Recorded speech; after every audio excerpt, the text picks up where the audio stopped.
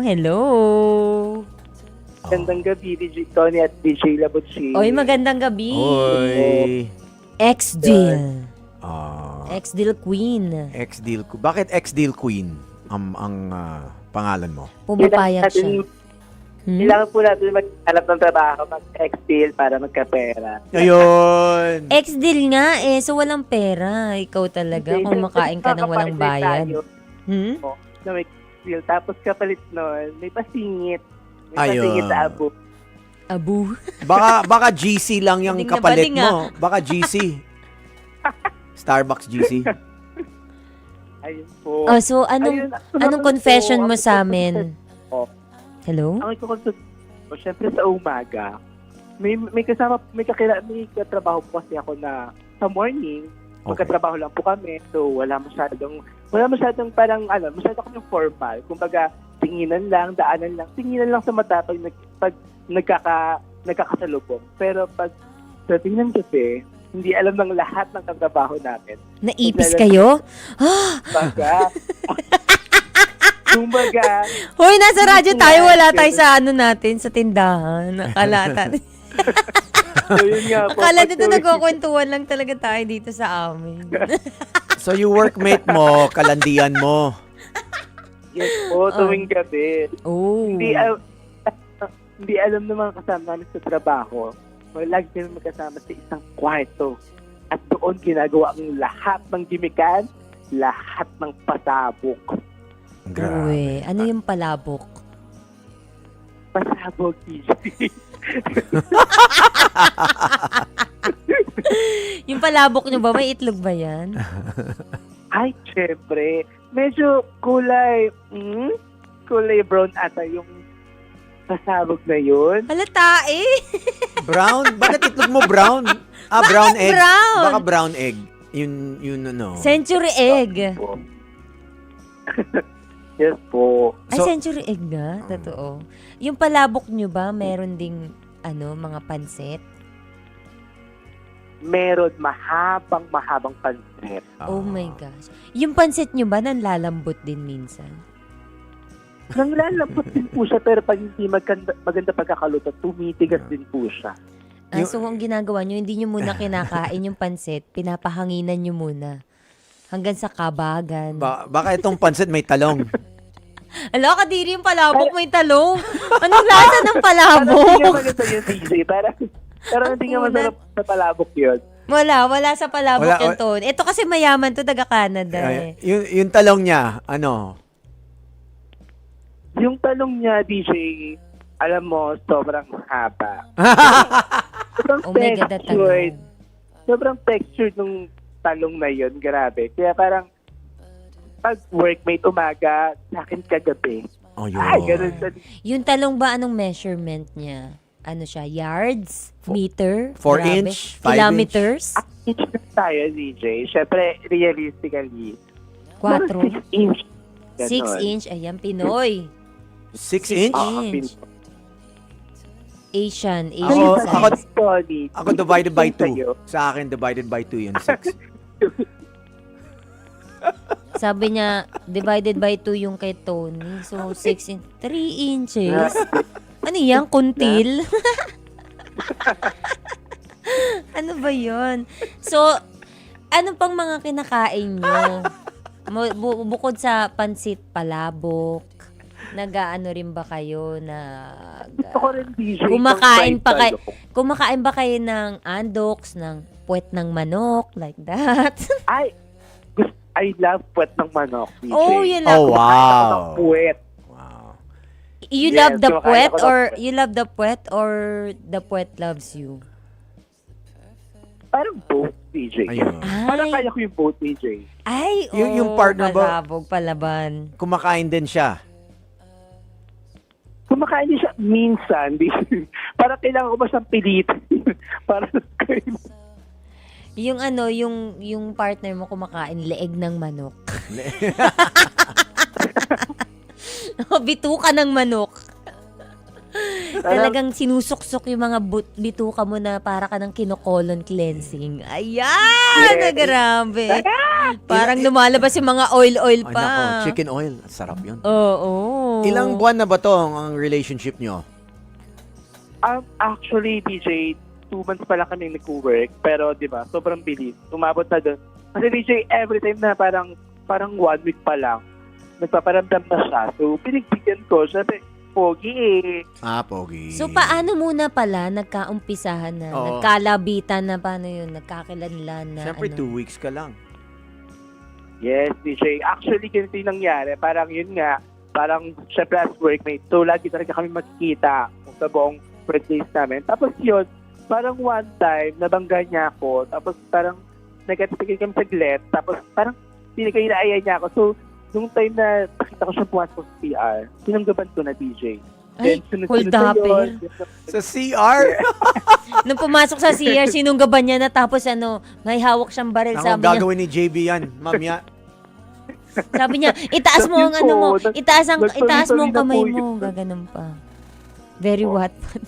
Atake. Ano, nasa cubicle ka ba or nasa urinal? Parang urinal, DJ. Urinal Alam mo lang. na yun, DJ. Urinal. O tapos, sinugod mo siya doon, tapos habang umiihi siya, tabi mo ako na. Ginanon mo. Ganun ba? Hindi, DJ, yun. Pagkapasok ko doon, yun. Parang pinalapit niya lang ako, tapos yun. Pumasok na kami, tapos yun. Doon na ang mangyari, ang pasabog. Parang puro yun. Ang daming yun. Ay siya po, pagkapasok namin, inunti-unti, tapos naghubad siya kasi DJ. So, alam mo na yun, pag gano'n nangyari. Siya ang diba? nagpaumpisa na naghubad. Yes, DJ. Nagparandam siya eh. So, sino ba ako? Bakit kita... Ang tapang niya maghubad sa banyo ng office, ha? Ikaw naman kasi ex-deal, bakit naghupad? Hindi pwede nagpapakamot lang sa'yo, binubunga ng araw. Grabe ka Why? naman. Ginawa mo, Dito kasi naghubad, tinutukan mo agad. Oh my gosh. Anong address mo? TV5? Ayan, may client ka pa nga. Ay, Sa TV5 ba to? Media Center. Tsaka sang CR yan. Sa Sheridan. Reliance. Oh my gosh, yung CR natin dito, madaming cubicle eh. Ang dami. Oo. So, pagkatapos nun, doon na kayo lagi yung meet up nyo sa CR na. actually, DJ, after nun, dumadiretso na ako sa kanila after work. Kaya literal na sa umaga, workmate, paggabi, diretso po ako sa kanila at magkalandian. Sa bahay niya. So, pag ginagawa, pag naglalaro kayo, tapos nauuwi ka na, ganun lang? Kuratsa? Talaga? Diretso agad para pagkatapos pahinga na agad kasi pagod din sa trabaho. No strings attached? So, parang fubu ganun. talaga siya. Yes po. Like, yes po, DJ. Fubo lang talaga. Like, tikiman lang talaga. Ay, iba yung tikiman sa inaraw-araw. Hindi kayo nag-uusap na outside the office? Like pagkatapos Hindi na, ng... DJ, kasi nga dahil parang mahigit 8 hours yung shift namin. So, after nun, syempre, tikiman, gano'n. After nun, pag nag-enjoy naman na kami, yun, uwi na po ako para next day, masusunod naman siya. So, wala naman namin gawin ulit yun araw-araw. Never kayo nag-usap na kung may iba siyang lalaki, kung meron kang ibang lalaki? Kasi TJ, pag parang may mga meeting naman kami, like as workmate, gano'n, parang nagkikwentuhan naman kami about doon. Pero kami directly, hindi na namin siya pinag-uusapan kasi narinig namin yung mga sinasabi namin ng isa't isa. So, aware naman kami na walang jowa yung isa't isa. Gano'n. Kaya parang, in a way, okay na naman yung ginagawa namin. Sana. Buti kapag nasa trabaho kayo, hindi yung mga antena nyo hindi naghahanapan ng signal. Hindi tutut yung mga Teletubbies, 'di ba? Tumutunog yung antena sa taas.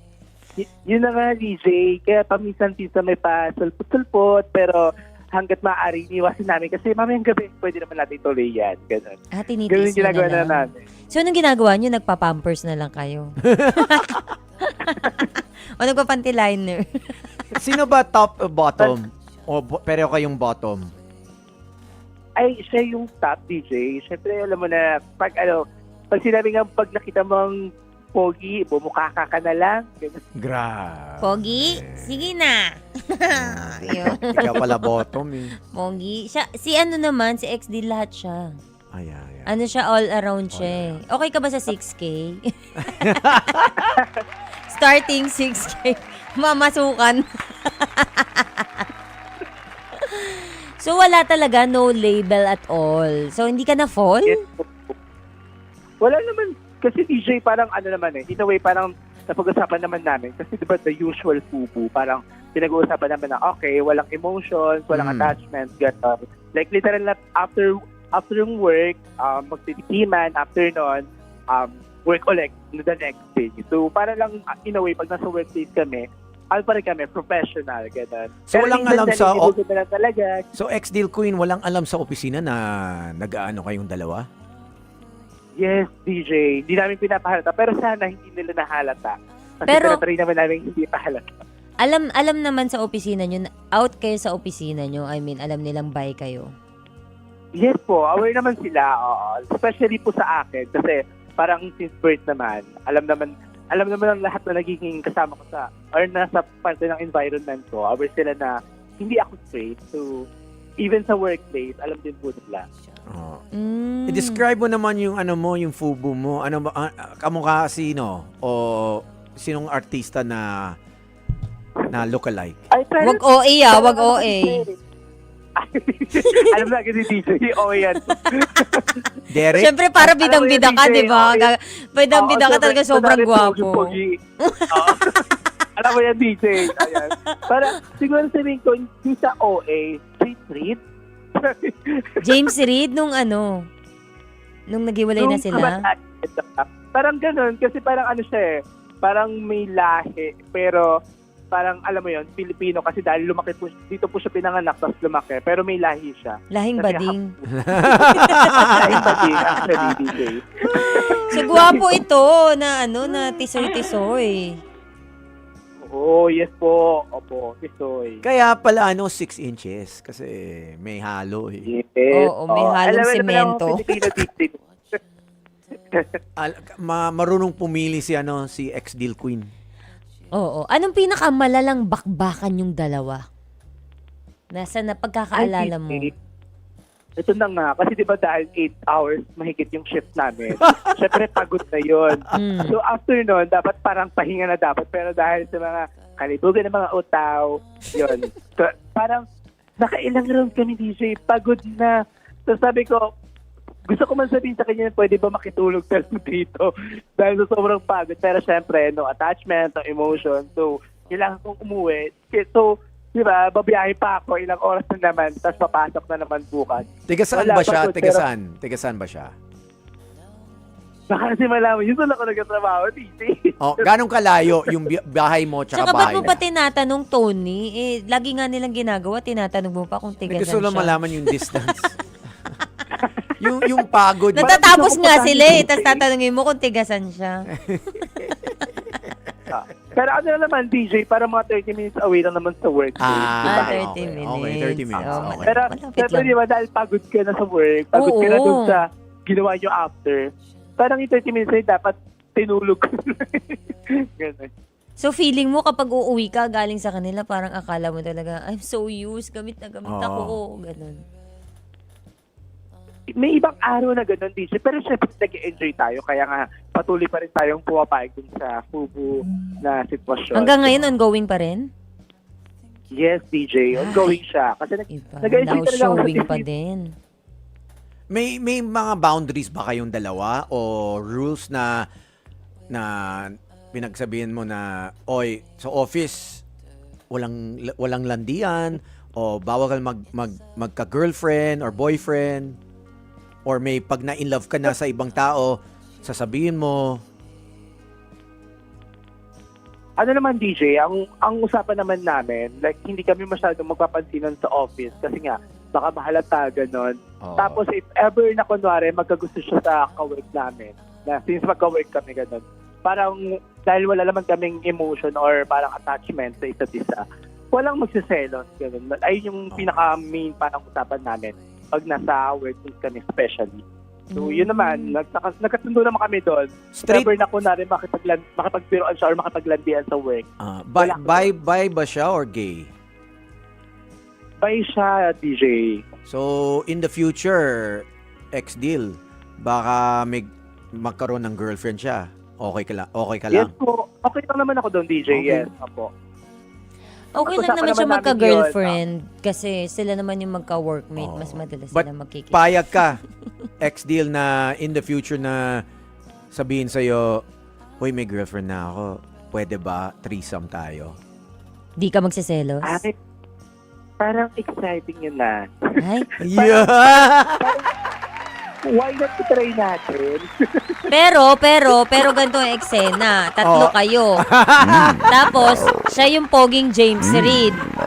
Tapos, yung babae, babae talaga na sabihin na natin, magandang babae talaga, parang Amerikana. Tapos, ikaw si PDD. Mapayag ka ba?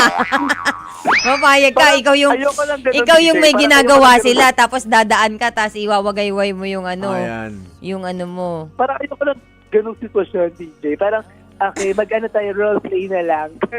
Dahil naman actor tayo tatlo, roleplay na natin yan. Ayun nga yung roleplay, ikaw nga si PDD, tapos lalakad ka lang habang, dadaan-daan ka lang habang may ginagawa silang dalawa. Tapos nakatawel ka Ayoko lang lang. ganun, DJ. Hindi na ka-enjoy. Hindi, dapat. Payag ka Ayoko na, lang dadaan lang. payag ka mauna yung girlfriend habang nanonood ka. Ay, parang ayoko naman ng gano'n. Parang dapat sabay-sabay tayo tatlo. Nag-usap tayo tatlo threesome. So dapat sige. sabay-sabay tayo. O sige, Walang isasama ka hintayan. na. O sige na, sige. O sige na, isasama ka na, ex-deal queen. Pero eto, ito na naman. Pero eto ang eksena. Uupo muna si ate. Pagkaupo ni ate, tas tsaka mo siya ibubuffet. Baka may maamoy akong iba doon, DJ ah. Parang pag nasa akin na parang may iba na yung amoy. Never ka ba kumakain ng pechay? Ay, hindi, DJ. Kasi nga, pinanganak na akong bading. So, hindi natin titikman ang mga pechay na yan. Kaya, Never. DJ Laboching, Nagkain ka na, love? Tony, ikaw na lang. Ayaw mo ha, ginaganyan mo ko. Isasampal ko sa itong pechay ko. Lang, Mamili DJ. ka, left or right? Sa left, Kain, sa ha? right. Masarap ang ulam swerve natin. sides. Ay naku, masyadong mahaba Salamat. pa ang gabi. Salamat. Ex-Deal Queen at marami ka Thank pang you. makukwento Thank you sa po. amin. Pero Thank you gusto po. kong panatiliin ang pagka-conservative ko kaya kailangan mo na magpaalam. Tsaka tawag ka ulit Thank pag you po. yun pag naghiwalay kayo or nag-stop na kayo or may boyfriend na siya or girlfriend, tawag ka ulit. Oo, Para- yung masakit naman yung puso mo. Oo, may continuation yung story mo. Ay, Update. sige, DJ. Go. Okay, Update. thank you. Salamat sa nagawa Thank mong you po. kwento. Maraming Mga kapatid, patuloy po kayong tumutok sa 105.9 True FM para sa totoong balita, impormasyon, music and entertainment. At mag-subscribe sa aming YouTube channel at podcast at sundan nyo kami sa Facebook, Instagram, X at TikTok sa True Network PH. Bisitahan ang aming website sa truefm.ph. Kami po ang 105.9 True FM. Laging true sa'yo, kapatid.